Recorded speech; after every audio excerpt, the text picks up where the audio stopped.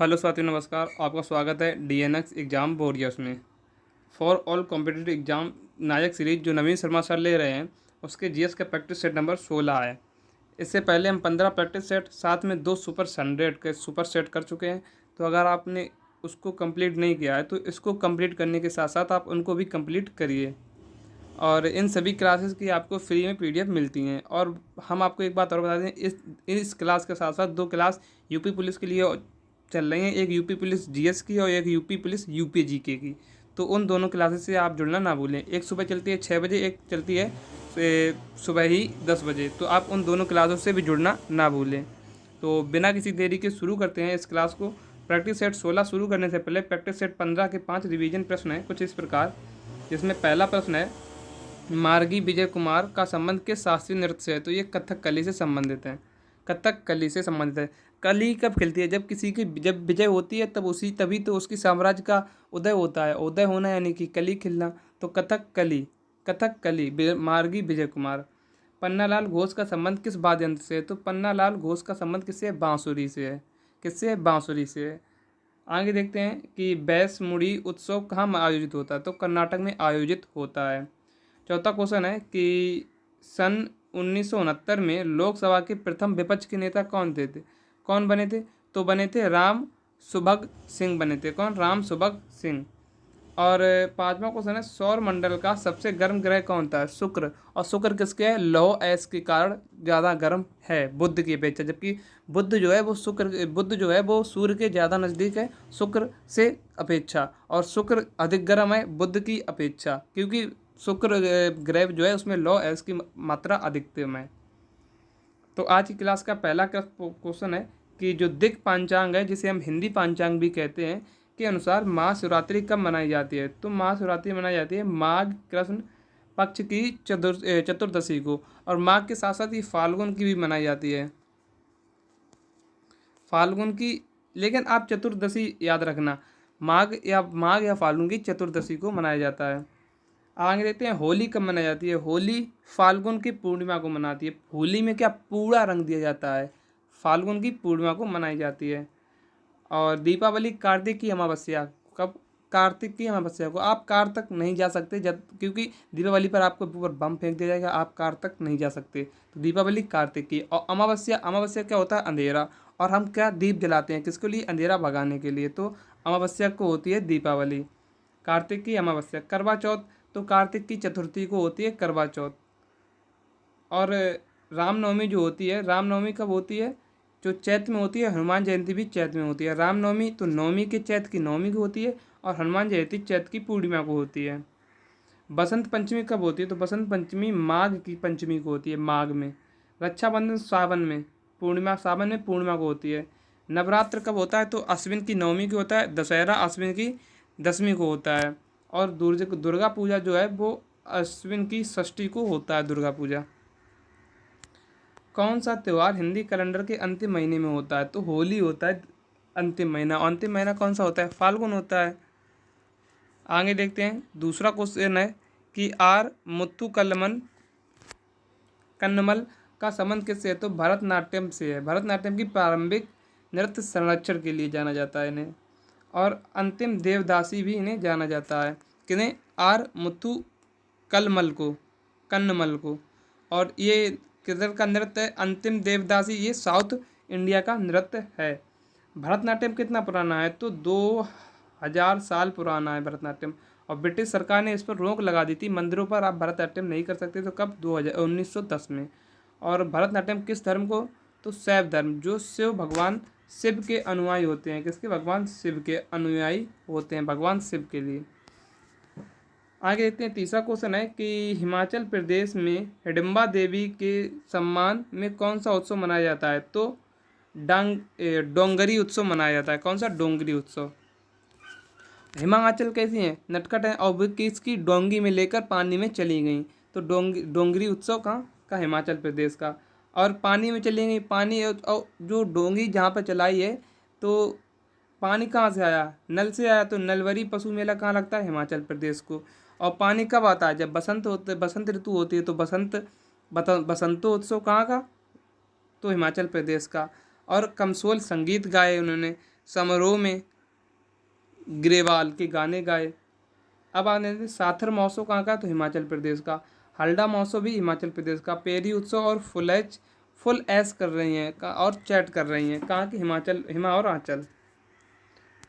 चौथा क्वेश्चन है कि भारत की वर्ष 2011 की जनगणना के अनुसार राज्यों में किस समूह में सबसे कम पुरुष साक्षरता दर्ज की गई, तो बिहार की सबसे कम 71.2 और अरुणाचल प्रदेश की 72.6%।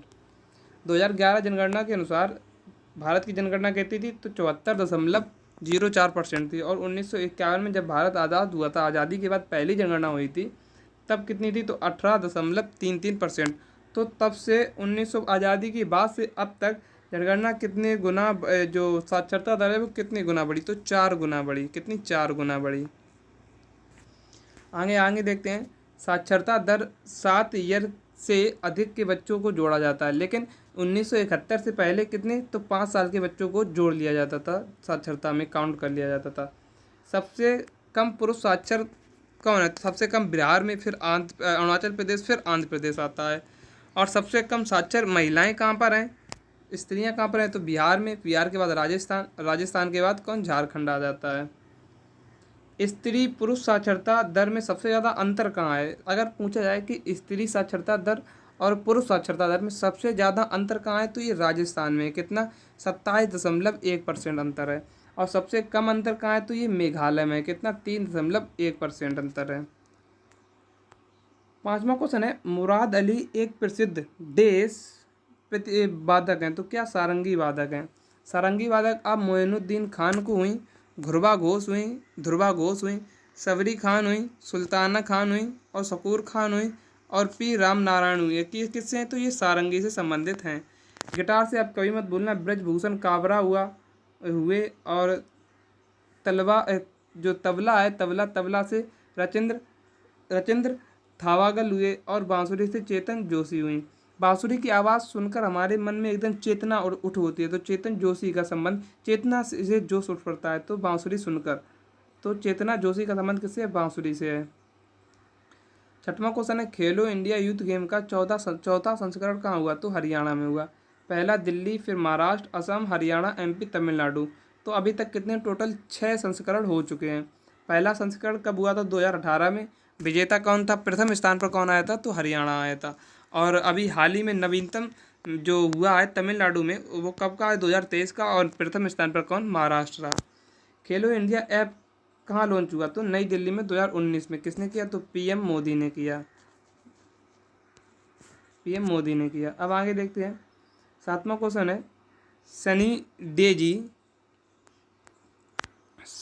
डेज ऑटोबायोग्राफी किस भारतीय क्रिकेटर ने लिखी, तो सुनील गावस्कर ने लिखी। राहुल द्रविड़ की एक पुस्तक है, दी गेग यू विश। कपिल देव की स्टार्टिंग फॉर दी हार्ट, किसकी है, कपिल देव की है। पुस्तक है, कुछ पुस्तकें हैं जो क्रिकेटरों की हैं। The test of my life किसकी है, युवराज सिंह की है। ये इन्होंने लिखी थी कैंसर के बाद में, जो कैंसर से ये बचकर भारतीय टीम में इन्होंने दोबारा अपनी जगह बनाई थी, तब इन्होंने लिखी थी। कौन सी, the test of my life लिखी थी ये पुस्तक। A century is not enough, किसकी है, तो सौरभ गांगुली की है। किसकी, सौरभ गांगुली की है। प्लेइंग इट माई वे किसकी पुस्तक है, तो ये सचिन तेंदुलकर की है। और इन्हें किस नाम से, मास्टर ब्लास्टर नाम से जाना जाता है। और सौरभ गांगुली को किस नाम से, तो लिटिल मास्टर के नाम से जाना जाता है। अगर सिक्स मशीन किसे कहा जाता है, तो क्रिस गेल को कहा जाता है, इसीलिए उन्होंने लिखी कौन सी, सिक्स मशीन। ट्रू कलर्स किसकी है, तो एडम गिलक्रिस्ट की है। किसकी, एडम गिलक्रिस्ट की।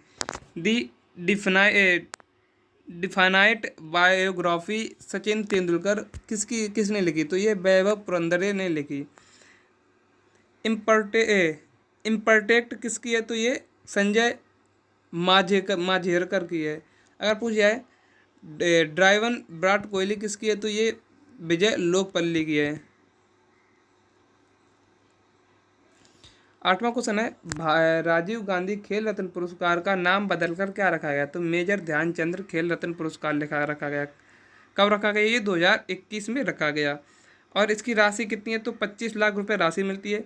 और पहली बार कब स्टार्ट हुए थे, 1991 से 1992 में स्टार्ट हुए थे। और पहली बार किन्हें मिले था, तो माइंड मास्टर पुस्तक किसकी है? जो शतरंज से संबंधित है, किसकी है? विश्वनाथ आनंद की है।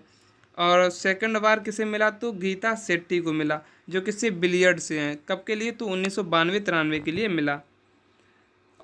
किस वर्ष नाम मतलब किस वर्ष ये इनाम नहीं दिए गए? तो 2008 में और 2014 में नहीं दिए गए। पहली महिला कौन थी? तो कर्णम मल्लेश्वरी थी, जिन्हें 1994 में मिला। पहले क्रिकेटर कौन थे? सचिन तेंदुलकर थे, जिन्हें कब? 1997 में मिला। पहले हॉकी जो प्लेयर थे वो कौन थे? तो धनराज पिल्ले थे, हॉकी से संबंधित पहले हॉकीस्ट। अगर बात की जाए पहली महिला हॉकी कौन सी? तो रानी रामपाल थी। 2023 में किसे मिला? तो चिराग शेट्टी और सात्विक साईराज को मिला। ये किससे? टेनिस से संबंधित हैं।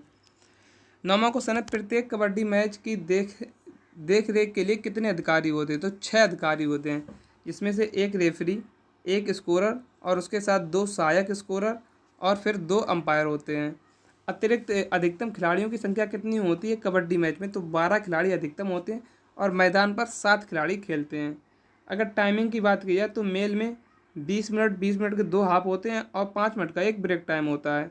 फीमेल में होते हैं 15-15 मिनट के 2 हाफ होते हैं और 5 मिनट का एक ब्रेक टाइम होता है। 10वां क्वेश्चन है कि बिरसा मुंडा हॉकी स्टेडियम देश कहाँ स्थित है? तो ये कहाँ है? उड़ीसा में है। अगर बात की जाए बरकतुल्ला क्रिकेट स्टेडियम कहाँ है? जोधपुर में है। बानखेड़े कहाँ है? तो मुंबई में है। यूनिवर्सिटी क्रिकेट स्टेडियम कहाँ है? तो लखनऊ में है। इकाना क्रिकेट ग्राउंड भी लखनऊ में है। मानसी कहाँ? जयपुर में है। और बरावती क्रिकेट स्टेडियम कहाँ है? तो कटक में है। 11वां क्वेश्चन है, सर्वोच्च न्यायालय की न्यायाधीशों की संख्या बढ़ाने की शक्ति किसके पास होती है? तो संसद के पास होती है।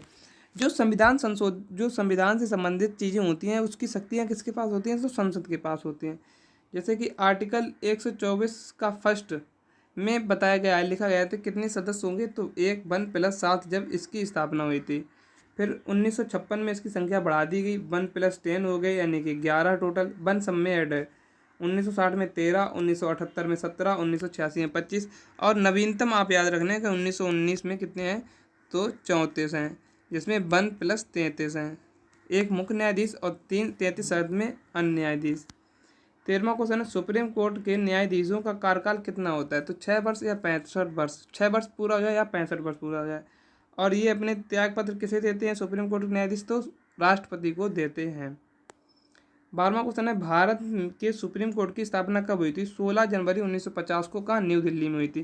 क्या इससे पहले भी हुई थी? तो हाँ, इससे पहले हुई थी। 1973 में रेगुलेटिंग एक्ट से सुप्रीम कोर्ट की स्थापना 1974 में हुई थी। तब मुख्य न्यायाधीश कौन थे? तो एलिजा एम्पे थे।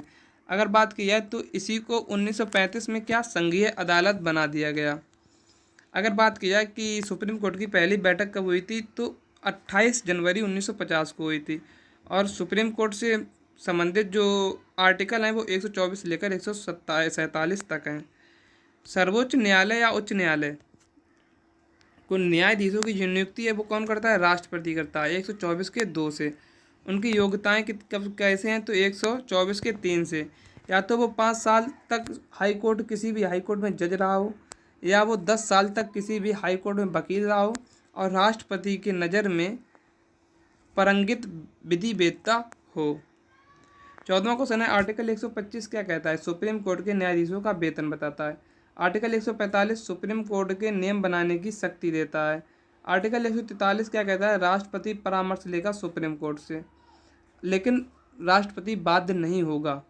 आर्टिकल 141 कहता है सुप्रीम कोर्ट के आदेशों को सभी हाई कोर्ट को मानना होगा।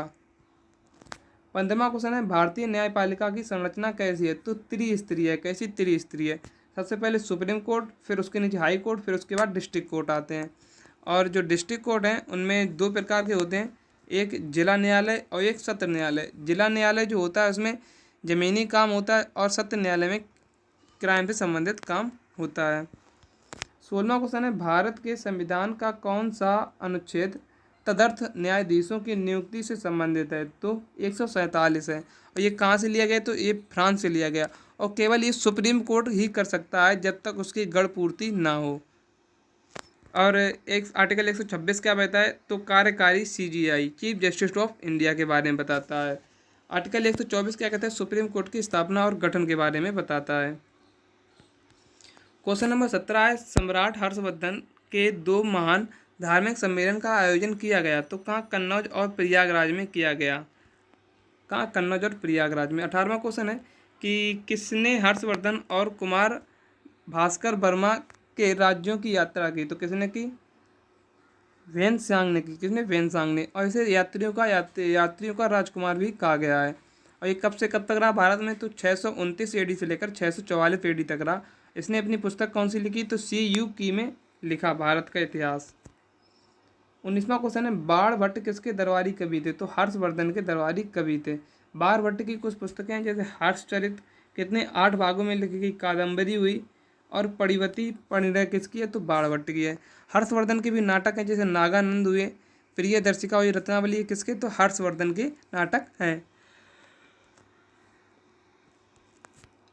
20वां क्वेश्चन है, कन्नौज के लिए त्रिपर्षीय संघर्ष किन सेनाओं द्वारा लड़ा गया था, तो गुर्जर प्रतिहार, राष्ट्रकूट और पाल राजवंश के द्वारा लड़ा गया था। गुर्जर प्रतिहार वंश के संस्थापक कौन थे, तो नागभट्ट थे। कौन? नागभट्ट। और राष्ट्रकूट वंश के संस्थापक कौन थे? दंती दुर्ग थे। और पाल वंश के संस्थापक कौन थे, तो गोपाल थे। कौन? गोपाल। अगर त्रिपक्षीय संघर्ष में किसने भाग लिया, तो बससराय ने लिया। और राष्ट्रकूट की तरफ से किसने लिया? ध्रुव ने लिया। और पाल राजवंश की तरफ से धर्मपाल ने लिया। लेकिन अंतिम विजय किसके पास हुई, तो भागभट्ट द्वितीय के पास हुई, जो गुर्जर प्रतिहार वंश के थे। आगे थे 21वां क्वेश्चन है, किन विश्वविद्यालय की स्थापना पाल राजवंश के दौरान हुई, किसने की? धर्मपाल ने। किसने? धर्मपाल ने। किसकी की? तो विक्रमशिला विश्वविद्यालय, सोमपुरा महाविद्यालय और जगदल महाविद्यालय की स्थापना। 22वां क्वेश्चन है, आकार के अनुसार सौर मंडल के ग्रहों की अवरोही क्रम क्या है, तो सबसे बड़ा बृहस्पति, फिर शनि, फिर अरुण, फिर बड़ोर, फिर पृथ्वी, फिर शुक्र, फिर मंगल और फिर लास्ट में आता है बुध।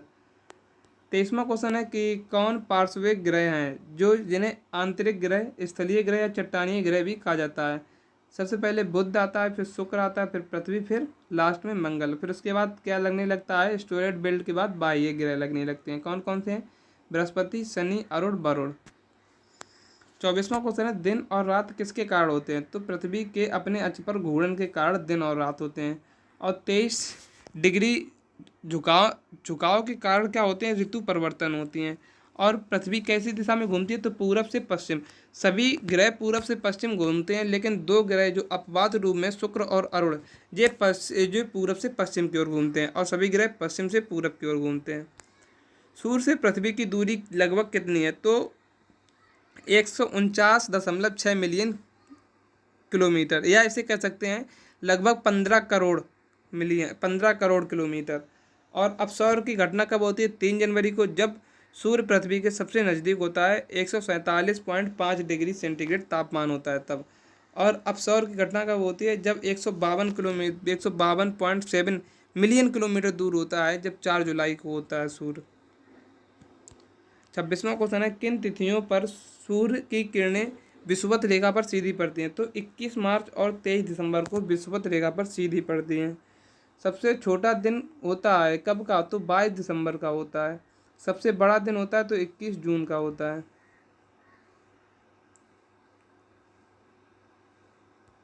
अगर बात की जाए कि भारत सरकार ने क्षेत्रीय ग्रामीण बैंकों की स्थापना किस वर्ष में स्टार्ट की, तो ये की 1975 में।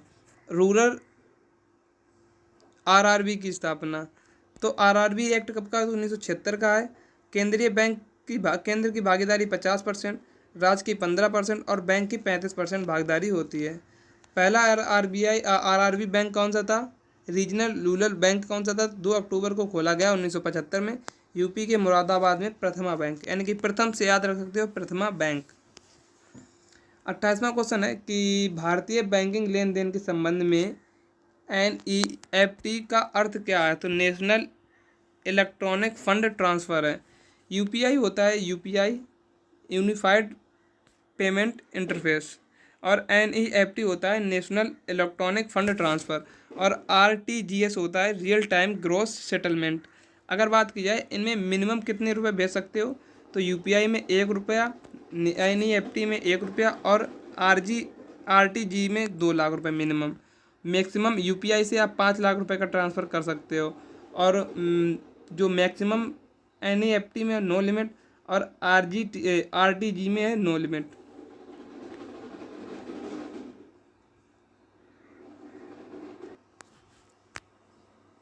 29वां क्वेश्चन है, भारत में स्थापित पहला बैंक कौन सा था? तो बैंक ऑफ हिंदुस्तान, जो कि भारत में स्थापित पहला बैंक था। अगर बात की जाए SBI की स्थापना कब हुई, तो 1955 में हुई। RBI की स्थापना कब हुई, तो 1935 में हुई। 1934 में RBI एक्ट आया था। इंपीरियल बैंक की स्थापना कब हुई थी, तो 1921 में हुई।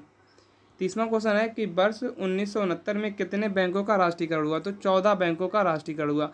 और किन 14 बैंकों का राष्ट्रीयकरण हुआ? जिनकी पूंजी 50 करोड़ से अधिक थी। और 1980 में कितनी? 6 बैंकों का राष्ट्रीयकरण हुआ। 31वां क्वेश्चन है, स्थितिज ऊर्जा होती है किसमें? अगर पानी पन बिजली संयंत्र में कैसी स्थितिज ऊर्जा होती है? डीजल जनित्र में कैसी रासायनिक ऊर्जा होती है? पवन चक्की में गतिज ऊर्जा होती है। और सौर तापीय में विकिरण ऊर्जा होती है।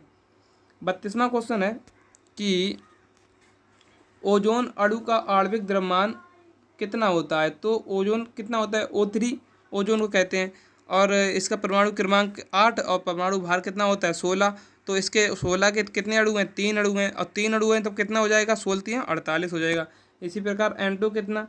N का परमाणु द्रव्यमान कितना होता है? 14 होता है। कितने परमाणु हैं? 2। तो कितना हो जाएगा? 28 हो जाएगा। इसी प्रकार NH3 का N का 14, H का 1 और कितने H के अणु? 3 है। तो 3 3 एकम 3, 14 3 7 यानी कि 17 हो जाएगा। 14 3 17 हो जाएगा। 33वां क्वेश्चन है, सोडियम हाइड्रोकार्बोनेट को क्या कहा जाता है? तो बेकिंग सोडा कहा जाता है। वाशिंग सोडा किसे? Na2CO3.10H2O। नीला तोता का सूत्र क्या है? तो CuSO4 है। हरा कशिश का सूत्र क्या है? Fe2 ब्रैकेट में SO4 का होल थ्राइज। लाल दवा क्या? KMNO4 होता है।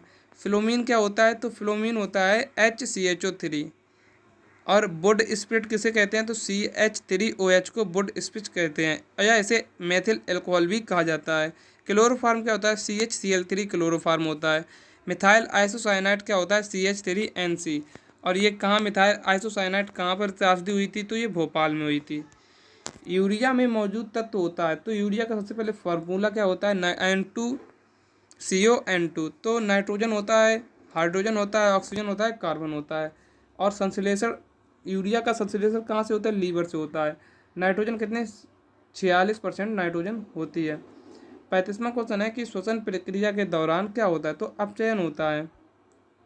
अगर बात करें 6 देखो 6 C6H12O6 प्लस 6 अणु ऑक्सीजन के, जब हम इसमें निकालेंगे तो 6 अणु कार्बन डाइऑक्साइड के निकलेंगे, प्लस 6 अणु निकलेंगे जल के, और प्लस में क्या निकलेगी?